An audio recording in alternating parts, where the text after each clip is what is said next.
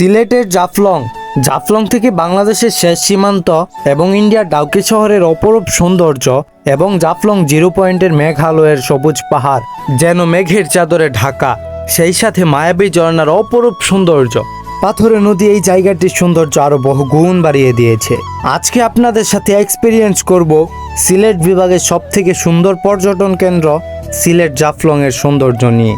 সেই সাথে পাহাড়ি নৃগোষ্ঠী খাসিয়াপুঞ্জির চাকমা, মারমা, গারো নৃগোষ্ঠীদের বসবাস এবং তাদের জমিদার বাড়ি, আরও ৯,৫০০ বিঘা চা বাগান সহ আজকের এই ভ্রমণ সবাই উপভোগ করতে থাকেন। আসসালামু আলাইকুম এভরিওয়ান। ভিডিও ট্রেলার দেখে অবশ্যই সবাই বুঝেই গেছেন আজকের এই ব্লগটা কি নিয়ে হতে যাচ্ছে। এর আগের ব্লগটা যারা যারা দেখেছেন তারা বুঝতে পারবেন। আজকে আমরা সকাল সকাল ঘুম থেকে উঠে বাসে উঠে পড়লাম জাফলং এর উদ্দেশ্যে। আর আমাকে দেখে বুঝতেই পারছেন যে আমি কতটা ক্লান্ত। এর আগের ব্লগ যারা যারা দেখেছেন তারা বলতে পারবেন আমরা সিলেটে পৌঁছাই ১৭ ঘন্টা জামে থাকার পরে। আমরা যখন সিলেট আসার পথে ব্রাহ্মণবাড়িয়ায় প্রবেশ করি তখন থেকে আমাদের সাথে শুরু হয় জাম। আর এই জামকে কেন্দ্র করে আমাদের ১৭টা ঘন্টা এই বাসের মধ্যে কাটাতে হয়েছে, যার কারণে আমরা অনেক পরিমাণ ক্লান্ত। এতটা ক্লান্ত থাকার পরও আমাদের ঘুমটা ঠিক মতো না হওয়ার পরেও আমরা সকাল সকাল বাসে উঠে পড়লাম জাফলং যাওয়ার উদ্দেশ্যে।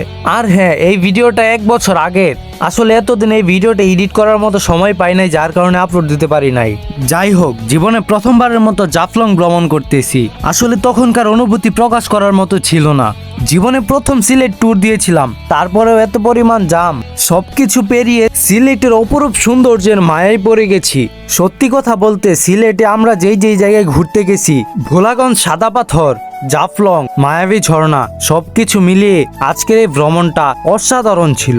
আপনাদের সাথে কথা বলতে বলতে জাফলং এর খুবই কাছে চলে এসেছি। সিলেট শহর হতে প্রায় ৬২ কিলোমিটার উত্তর পূর্ব দিকে ভারতের মেঘালয় সীমান্ত ঘেঁষে খাসিয়া জয়ন্তা পাহাড়ের পাদদেশে অবস্থিত জাফলং পিয়াইন নদীর তীরে পাথর ও পাহাড়ের অপরূপ সৌন্দর্যের জন্য এটি প্রকৃতির কণা নামে পরিচিত। যেখানেই পাহাড় শুরু সেখানেই বাংলাদেশ শেষ। যাই হোক, অবশেষে আমরা পৌঁছে গেছি সিলেটের জাফলং জিরো পয়েন্টে। জাফলং থেকে ইন্ডিয়ার ডাউকি শহরের অপরূপ সৌন্দর্য এবং ডাউকি শহরের প্রত্যেকটা রাস্তাঘাট, ঘর বাড়ি, মানুষ সবকিছু যেন একদম স্বপ্নের মতো দেখা যায়। ইস, আমরা বাংলাদেশি হয়ে যদি এই পাহাড়গুলো ছুঁয়ে দেখতে পারতাম, কতই না স্বপ্ন আমাদের। জাফলং জিরো পয়েন্ট থেকে এখন আমাদের গন্তব্য জাফলং এর যে ভাইরাল স্পটগুলো রয়েছে, এখন আমরা সেইগুলো ভ্রমণ করব। আর জাফলং এর মধ্যে সব থেকে ভাইরাল স্পটগুলো হচ্ছে মায়াবী ঝর্ণা, খাসিয়াপুঞ্জি, ৯,৫০০ বিঘা চা বাগান, খাসিয়াদের জমিদার বাড়ি, পানের বাগান, এইগুলো মিলেই হচ্ছে 5টা স্পট। আর এই স্পটগুলো ঘুরতে হলে আমাদেরকে নৌকা নিয়ে ঘুরতে হবে। এখন আমরা যাচ্ছি হচ্ছে নিচে নৌকার কাছে। আর জাফলং জিরো পয়েন্ট থেকে যখন আপনারা নিচে নামবেন তখন আশেপাশে অনেকগুলো দোকান দেখতে পারবেন। এই দোকানগুলো থেকে আপনারা ইন্ডিয়ার অনেক কিছু কিনতে পারবেন, যেমন সাবান, চকলেট, ইন্ডিয়ান শ্যাম্পু, আরো ব্যবহার করার মতো অনেক ভালো ভালো জিনিস এইখানে পাবেন। আর হ্যাঁ, এইখানে যা যা পাওয়া যায় সবগুলোই অরিজিনাল ইন্ডিয়ান। গাইস, আপনারা যারা জাফলং জিরো পয়েন্ট থেকে মায়াবী ঝর্ণা বা অন্যান্য স্পটের জন্য নৌকা ভাড়া করবেন, আপনাদের জন্য কিছু কথা। এইখানে যদি আপনারা নৌকা ভাড়া করতে চান, এক একটা নৌকার প্রাইস পড়বে প্রায় ২৫০০ থেকে ৩,০০০ টাকা বা এরও অধিক। আবার এমনি যদি আপনারা নর্মালি যান এই পার থেকে ওই পার, তাহলে ১০০ টাকা জনপ্রতি লাগবে। তাই আপনাদের সবাইকে বলি, এইখান থেকে আপনারা নৌকা ভাড়া না করে আপনারা যতজনই হন না কেন, এইখান থেকে ১০০ টাকা বা ৫০ টাকা ফুরাইয়া অথবা দামাদামি কইরা যত টাকা দিয়ে ওই পারে যাইতে পারেন। একবার ওই পারে গেলে এই পারে আসার টিকিট ফ্রি।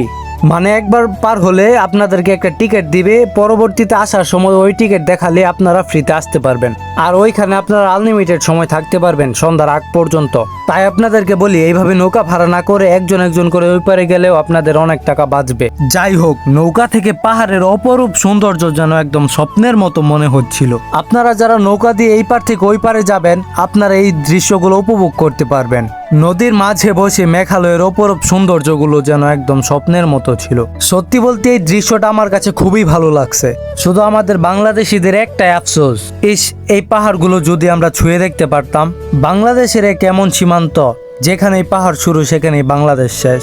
নৌকা দিয়ে আপনারা যখন এই পার থেকে ওই পারে আসবেন তখন আপনাদেরকে আপনাদের নিজেদের মতো ঘুরতে হবে। যেমন আপনারা এই পার থেকে একটু সামনে হাঁটলে একটা অটো স্ট্যান্ড দেখতে পারবেন। এইখান থেকে আপনাদেরকে ঘুরতে হবে 5টি স্পট।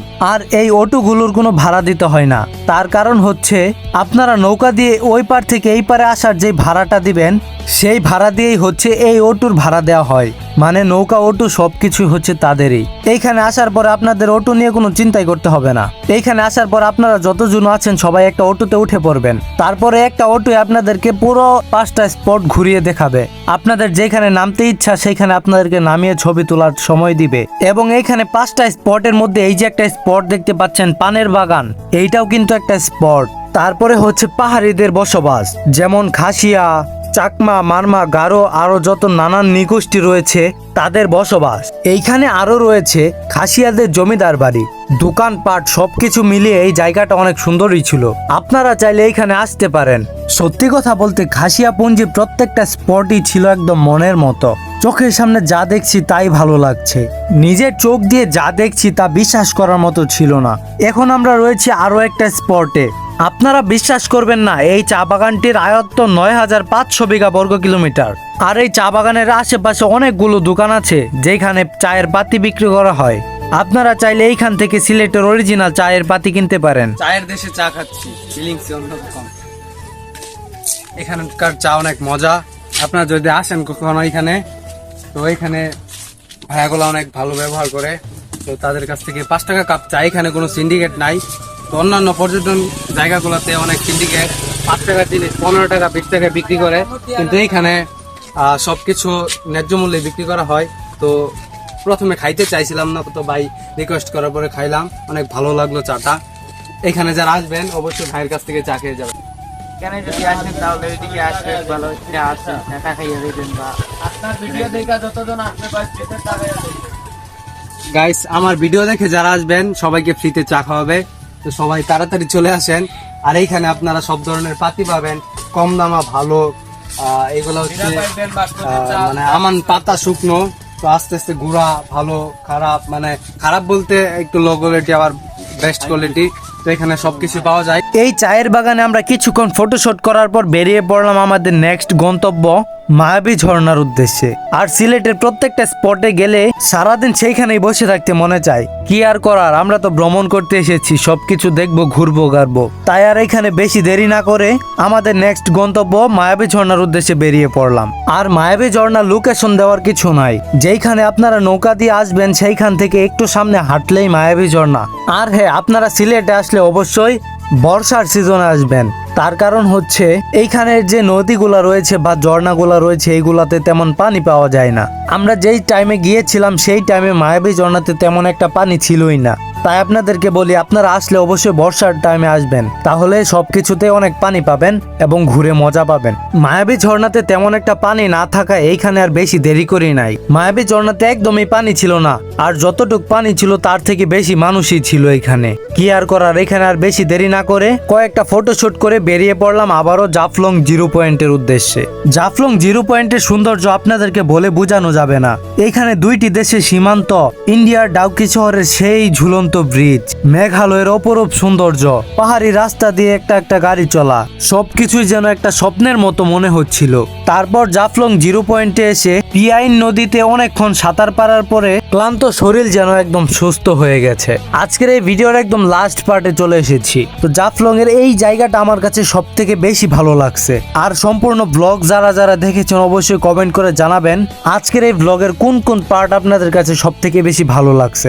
আজকের এই ভ্রমণের একদম শেষ পর্যায়ে আছি আমরা।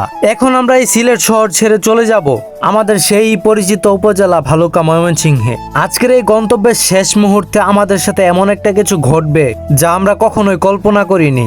সিলেট আসার পথে সকলেই জানেন যে আমাদের সাথে ব্রাহ্মণবাড়িয়ায় ঘটেছিল বাংলাদেশের ইতিহাসে সব থেকে বড় জাম, 17 ঘন্টার একটা জাম।